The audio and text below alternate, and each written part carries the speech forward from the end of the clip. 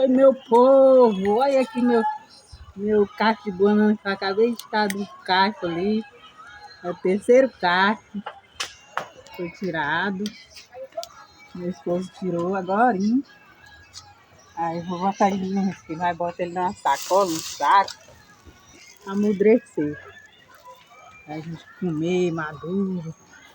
Isso é bom plantar, né? Planta come do mesmo plantio. Isso é bom, né, galera? Isso aí. Agora nós vamos botar no saco, cortando.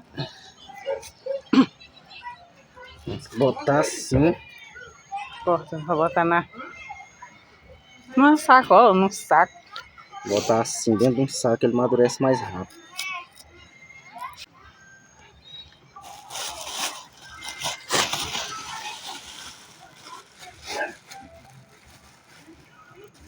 Olha.